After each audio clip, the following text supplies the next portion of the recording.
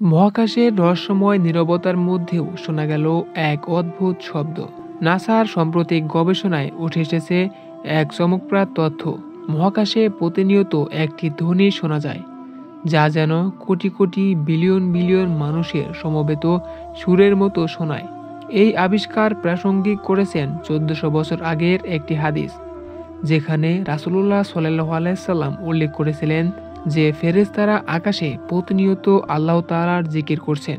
হাদিসে বর্ণিত হয়েছে, শবে মেরাজের রাতে রাসূলুল্লাহ সাল্লাল্লাহু আলাইহি সাল্লাম আকাশের ভেতর দিয়ে একটি রহস্যময় শব্দ শুনতে পেয়েছিলেন। তিনি বলেছিলেন, আকাশের প্রতিটি কোণ থেকে এক তীব্র কম্পনের শব্দ আসে, কারণ আকাশে এমন কোনো জায়গা ফাঁকা নেই যেখানে ফেরেশতারা সেজদায় লুটিয়ে পড়েনি।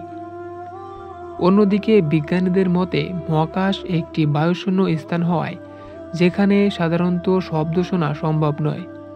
কিন্তু নাসার গবেষণায় উঠে এসেছে, মহাকাশে বিদ্যমান বিভিন্ন কণা ও রেডিয়েশনের কারণে নিরবিচ্ছিন্ন শব্দ উৎপন্ন হয়। এই শব্দগুলো ইলেকট্রোম্যাগনেটিক তরঙ্গর আকারে ছড়িয়ে পড়ে, যা অত্যাধুনিক যন্ত্রপাতির সাহায্যে রেকর্ড করা সম্ভব হয়েছে। নাসার our universe is not silence এবং লিসেন টু দ্য ইউনিভার্স প্রকল্পে মহাকাশের শব্দ রেকর্ড করা হয়েছে। গবেষকদের মতে মহাশূন্যে বিভিন্ন নক্ষত্র ও গ্রহের চৌম্বক ক্ষেত্র এবং রেডিয়েশনের কম্পন এই শব্দ তৈরি করে। তাদের মতে এই শব্দ এমনই রহস্যময় যে মনে হয় কোটি কোটি মানুষ একত্রে গ্রেগরিয়ান চ্যান্ট গাইছে। বন্ধুরা, গ্রেগরিয়ান চ্যান্ট হলো খ্রিস্টান ধর্মীয় সঙ্গীতের একটি রূপ, যা দলগতভাবে পরিবেশিত হয়। বিজ্ঞানীরা শব্দের উৎস নিয়ে বিভিন্ন ব্যাখ্যা দিলেও এর অনেকটাই মহানবী হযরত মুহাম্মদ সাল্লাল্লাহু আলাইহি সাল্লামের বর্ণনার সঙ্গে মিলে যায়। রাসূলের ভাষ্যমতে ফেরেশতারা আকাশের প্রতিটি কোণে আল্লাহ তাআলার জিকির করছেন। তারা সব সময় আল্লাহর পায়ে সেজদায় লুটিয়ে আছেন। তবে আধুনিক বিজ্ঞান এটি ব্যাখ্যা করছে নক্ষত্রের বিকিরণ ও মহাকাশের কম্পনের ফলে সৃষ্ট শব্দ হিসাবে।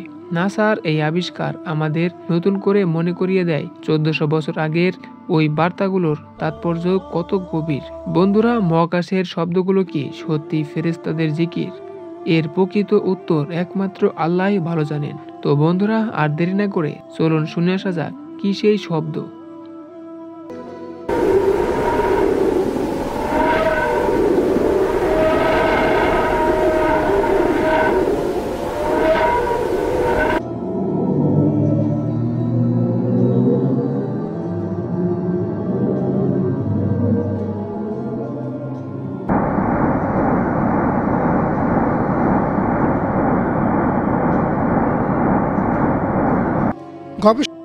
তো বন্ধুরা, আজকের ভিডিওটি এ পর্যন্তই ছিল।